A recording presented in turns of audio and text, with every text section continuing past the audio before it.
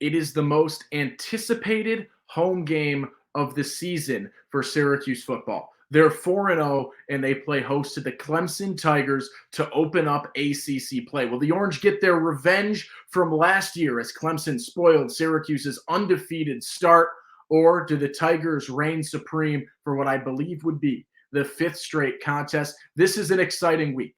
We'll see what happens. We'll break it all down. We've got the keys to success for the Orange. We've got a prediction, and we're breaking down both sides of the matchup here on your Locked On Syracuse Friday episode. So without further ado, let's jump right in. You are Locked On Syracuse, your daily podcast on the Syracuse Orange, part of the Locked On Podcast Network, your team every day.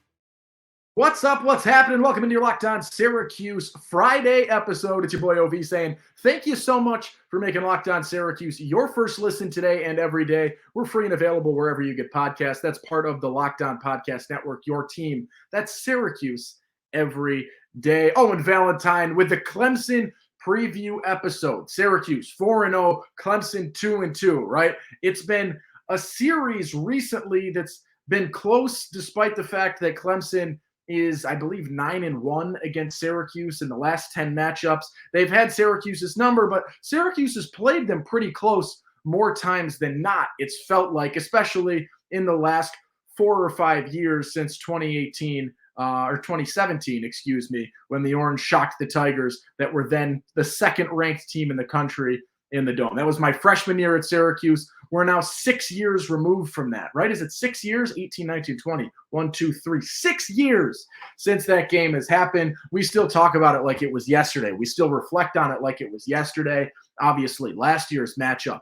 An incredible start for Syracuse, the defensive scoop and score for Jihad Carter. The team played lights out defensively. Maybe not lights out, but bend don't break on defense, forced a couple of timely turnovers, got out to a lead, and then sort of shut down offensively in the second half. A late hit call, a non-called late hit call, and then Syracuse drops to 6-1, and then 6-2, 6-3, 6-4, 6-5. We don't need to talk about that, the 5 or the 4 games to follow that. But Syracuse and Clemson consistently play pretty close matchups. They're one-score games, it feels like, more times than not in recent history. And I think that's exactly what seems like it is brewing come tomorrow. Noon kickoff in the Dome.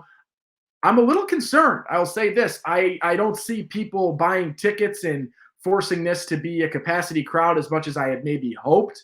But there's still some time for that to happen. Grab a ticket, get to the Dome, be loud, be obnoxious, right? Be a presence, and the 12th man, to use my Seahawks reference, be a 12th man to help make this the true home field advantage for Syracuse, right?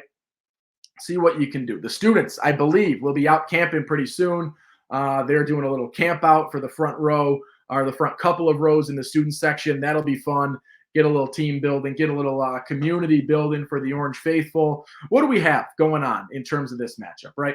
Clemson's 2-2. On paper, you're jumping for joy. This Clemson team sucks. They're terrible. They lost to Duke. They blew it against Florida State. They had a really rough start in their second game of the season, too. Pump the brakes. It's Clemson football. This is a team that is recruiting top 10 caliber recruiting classes every single year. Okay? Remember last season after Syracuse dropped to Clemson, and we were like, oh, they'll still beat a down Notre Dame team, and Notre Dame swept the floor with Syracuse. Okay? I'm not saying right now that I think Clemson does that. I'm just saying let's look beyond the record of the Clemson Tigers. Dabo Swinney has said this 2-2 team is better than 4-0 teams that he's had in the past. The key for them and the issue for them, the kryptonite, has been timely turnovers, and they've lost the turnover battle in 3 of their 4 games so far this season. They struggled off the get. That's their only road game was against Duke, and they did fall to open up the season. But this is a team that played Florida State, who I stand by as one of, if not, easily a top 5 team in the country in my mind. I see them as in my mind right now, a shoo-in for the college football playoff, looking at the rest of their schedule, played them really close. Fell short at the end and missed field goals, some other things, throw it in the mix, whatever it is. This is a legitimate Clemson team.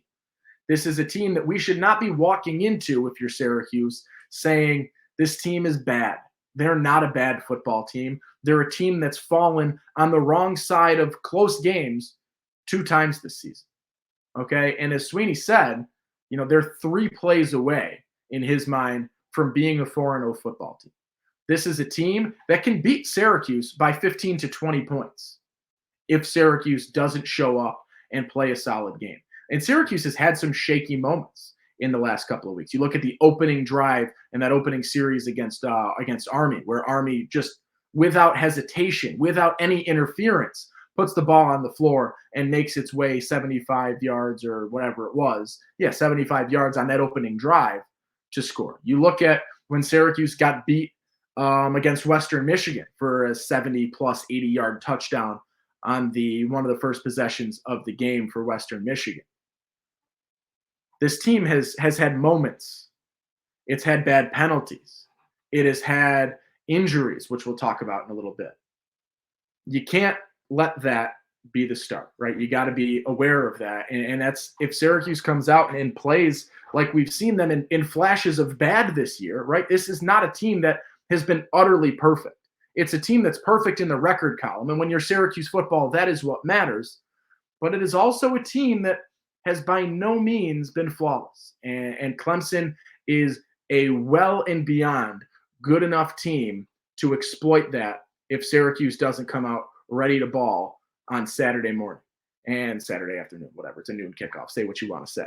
But that's the type of game this is for Syracuse. This is the true litmus test. This is who are you? You're 4-0, but who have you proven it against? Clemson is a formidable enough opponent by a long shot to say this is a legitimate football team. You beat Clemson, you're in the top 25 next week. No questions asked in my mind. That is what this game means. You beat Clemson, who even though is 2-2, people understand is still a good football team. And you now have established yourself a name heading into North Carolina as a 5-0 football team for the second straight year. Shout out to Dino Babers for that. Shout out to 2 new coordinators for that in Rocky Long and Jason Beck. This is a game that is going to test the both of them. Clemson's offensive star power is maybe a little bit down in comparison to their national championship caliber teams, but the star power is up by tenfold compared to the talent that Syracuse has faced so far through 4 games this season. You look at Klubnik, you look at Will Shipley, you look at what this offense can do. You go to the defensive side of the ball, they've got studs. Their defense is outstanding, right? They've lost 2 games. I'm not blaming their defense for those losses.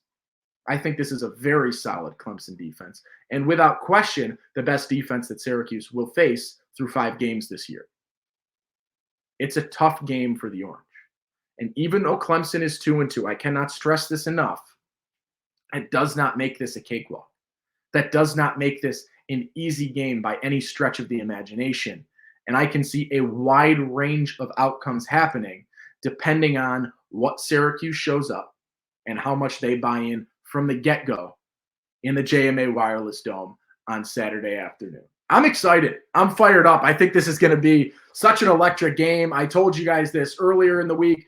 I will be front row in the end zone, a little bit off to the side in the opposite corner to the student section, making some noise, doing some things, having some fun, enjoying what hopefully turns out to be a solid football game. I know I was in the front row in the opposite corner in 2019, I believe it was, when Clemson came to the Dome, and that game sucked for Syracuse. They came out flat. It wasn't great. They lose that one pretty big.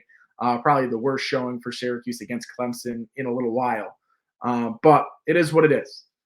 This is a game I always look forward to. It's a game that has a lot of memories for me in terms of my 4 years at Syracuse. Freshman year, right? One of the first weeks I'm at Syracuse. It was Friday the 13th, right? Syracuse upsets Clemson. That's a huge deal for me. My senior year, 2020, COVID season. It's me and 5 of my closest friends take a trip. We all get credentialed down in Death Valley for Syracuse at Clemson. Get to cover that game.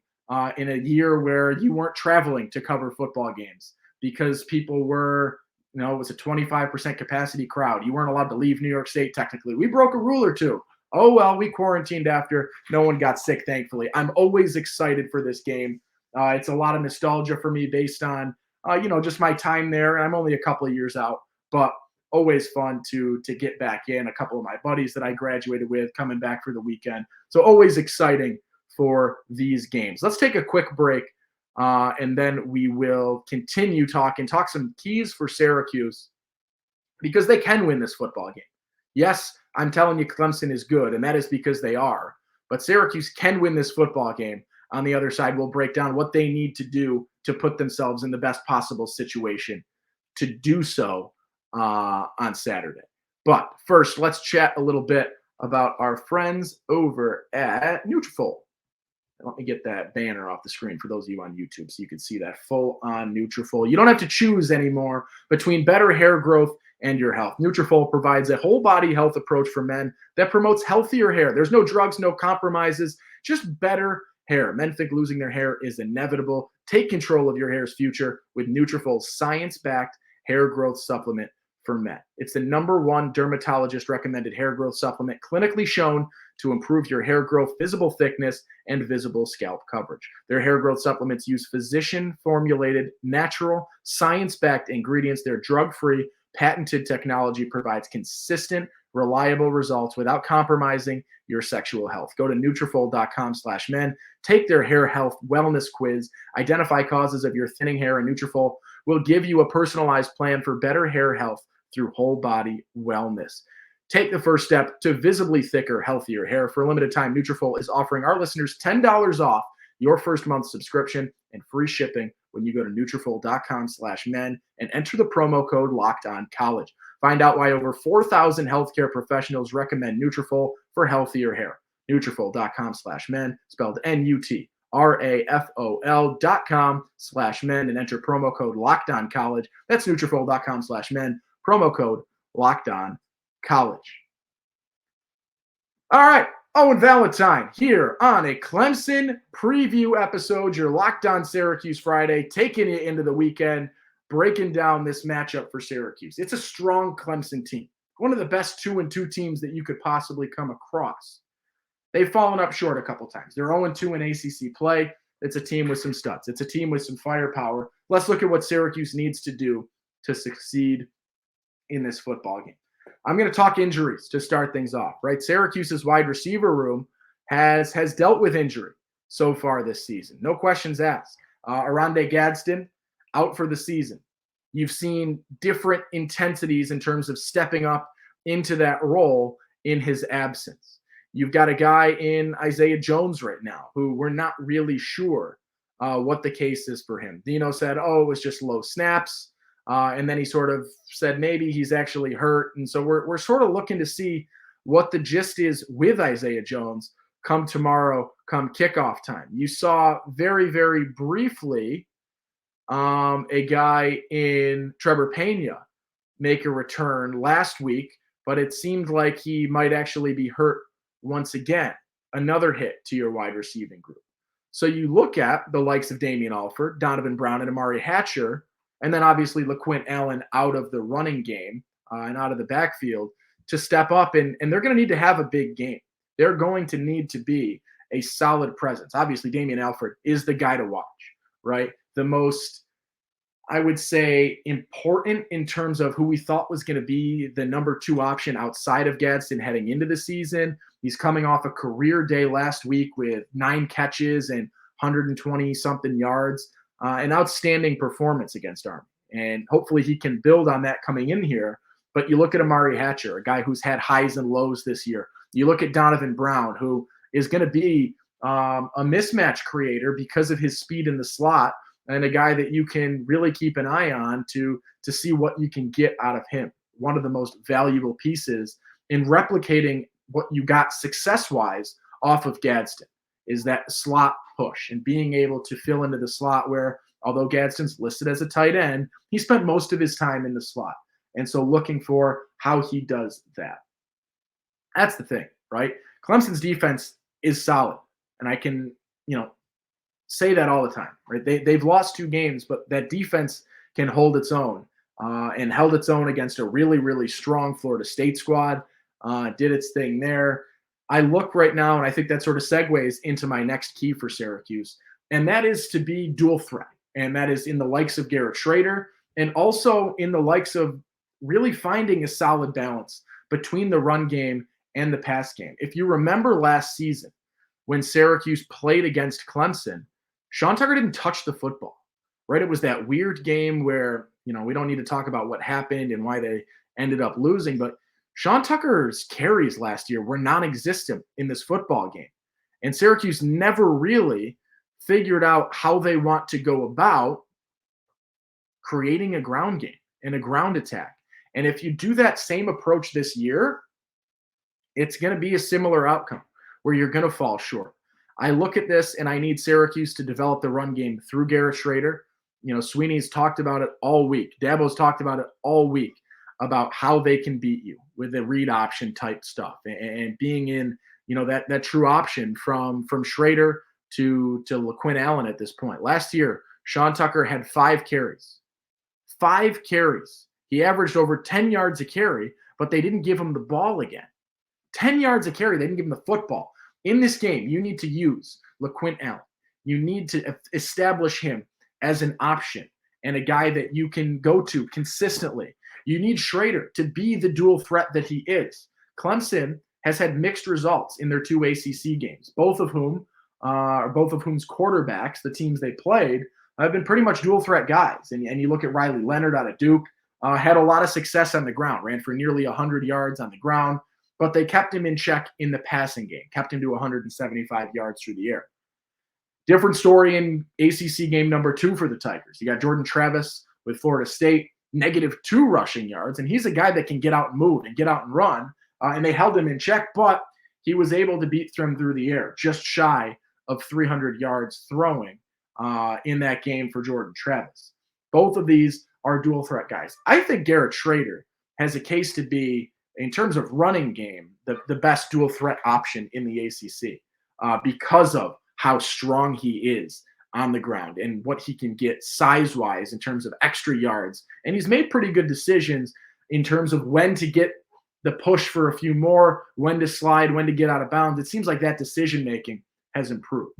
That key for Syracuse is to find the balance that you need to succeed in this game, because both of those quarterbacks, Riley Leonard and Jordan Travis, have been able to take what they were given.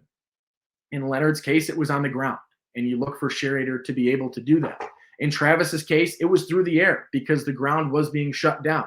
So you need to look to Garrett Schrader, and this, as a tangent, goes to the wide receiving core, the O-line, the running game, whatever. And you need Schrader to be able to succeed in what Clemson is giving you, because both of those games, there has been a more successful option, and Syracuse needs to capitalize on that in this game. The key to success, and this is probably the biggest one for Syracuse, is the offensive line. Syracuse's offensive line is a unit that is 1,000% had some questions surrounding it this season. It has dealt with injury. David Wallaba goes down early on this year. Joe Moore, we're still waiting to see what his deal is. Kalen Ellis, still waiting on him, right? You've dealt with 3 crucial injuries to your offensive line. And from left to right, you go Enrique Cruz, Chris Bleich, John Ray Reed, Jacob Bradford, and Mark Petrie. It's not the unit that you wanted to start the season. It is the unit that you have, and it is a unit that you need to have your binoculars out watching, because they need to step up for Syracuse to succeed. If the O-line cannot show up in this game and cannot play a solid game that we think they can do, maybe, but against lesser opponents, we haven't even really seen it in terms of I am sold on this O-line. We haven't had that game yet where the O-line has said, yeah, look at us. And now you're playing your toughest opponent. A squad that's going to have a 4-man front of 3, 33, 13, and 7 in terms of jersey numbers coming at you with a lot of pressure and a lot of success. A really, really good line on the defensive side for Clemson. And look at this. Skylar's chiming in from the background because she knows the Clemson D-line can expose Syracuse's offensive line. Skylar, we're trying to have a conversation here. She sees someone walking by. She loves dogs, and she loves people walking by. Let's go see what she's doing. We're going to take this thing mobile for 1 second, see if we can get her in check. Come on, baby. What are we doing? This is Inside Baseball. We'll bring Skylar. She just came from the groomer. So she's all freshened up. Nice little haircut for the beautiful Skylar, Australian Shepherd Mini. Say hi. Say hi. Be a camera presence. Look at you. All right. Can I finish this? Sweet. All right. Hopefully we're good now in that front. But look at the O-line, because the front that we need to talk about is the defensive front for Clemson, because they can absolutely wreak havoc on Syracuse. All right. One final break.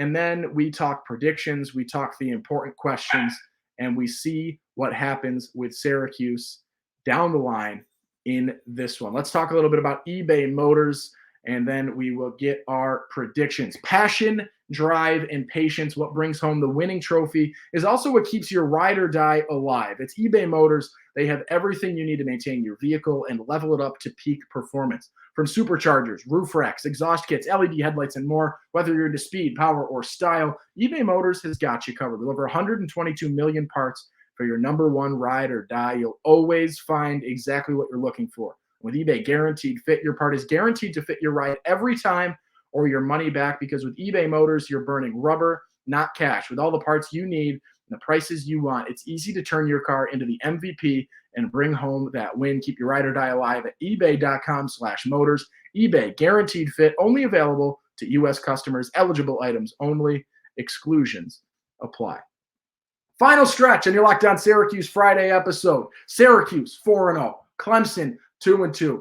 The Tigers 0-2 in ACC play. Syracuse opening up its home, or not its home, its ACC schedule as a whole. What can they do? What do they do in this matchup? That is the important question. I predicted in my updated season prediction that Syracuse would win this football game. Injuries have hurt. I look at a guy in Jeremiah Wilson, too, on the defensive side for Syracuse, and how healthy is he, as he's going to be incredibly vital in shutting down, a Clemson offense that can beat you over the top if they need to. I like the orange. I think the offensive line is truly the deciding factor in this for Syracuse. If the offensive line does not come out to play, this is going to be a long day for Garrett Schrader, and it's going to be a long day for Syracuse football. But I'm going to stay positive. I'm going to stay on the front side. I think I look at, sub 50 in terms of total points here. I look at Syracuse maybe by a score. I don't think they're winning by more than a score. I will give you Syracuse 23, Clemson. Let's get a funky number. Let's do a little 23-19. We'll shout out Monsters Inc. 23-19. Syracuse wins this football game. I don't know why that is the number that we chose, but it is 23-19. We got a 23-19. That is going to be my score prediction for this. Syracuse to top Clemson 23-19. My bold prediction of this game, I've been trying to give one of those a game. I've been terrible at them so far, but I'm trying to be bold. I'm not trying to be obnoxious. My bold prediction of the game is that LaQuint Allen goes back-to-back games now with 100 yards, right? Did he have 100 yards last week? If not, we're going to disregard how I said back-to-back. LaQuint Allen with a 100-yard game on the ground is going to be my prediction in this one. It's a tough Clemson defensive line to face. Let's see what happens. I look at LaQuint. I look at Schrader. Maybe we alter that. Let's say LaQuint and Garrett Schrader combined for north of 175 yards on the floor. That's the bold prediction of the week. Let's see what happens. Can Syracuse O-line show up? Can the receivers step up in the absence of a lot of guys that you expected to be big-time players? What does Klubnik have? What does Shipley have? Do they go to a guy in the run game and film off of that? They didn't use a ton last week, but is a guy that can be a big-time, runner for them. How do they use him? What does this Syracuse offense do against its best defense it's faced so far? And what does Rocky Long's defense look like against an offense that's a hell of a lot more capable than anything the Orange have seen thus far in 2023? What are your thoughts? Give me predictions in the comments. Give me keys in the comments. Did I miss something? If you're a Clemson fan watching this, is there something that I missed, something that I should know, something, maybe an injury that I looked over or something along those lines? Feel free to toss it in there. Big week for me, right? My sister goes to Clemson. I am an SU alum. I'm the host of Locked On Syracuse. So we got a fun little rivalry going on that one. I'd love to have the bragging rights come Saturday afternoon. Possibly a post-game episode once I get home from the game on Saturday. So tomorrow, possibly a post-game episode. We'll see what happens with that. So stay on your feet. I'll tweet it out at LO_Syracuse on Twitter. I don't expect to have great service, so socials might be a little bit limited heading into that game, but I will do everything that I can to stay in the loop until Saturday. Until Saturday or Monday, depending on whether or not we get that post-game episode. I'm Owen Valentine. Thank you so much for making Locked On Syracuse your first listen today and every day. Be kind, make somebody smile, do the right thing, be a good person, all of that. It's your boy OV. Thanks. Peace.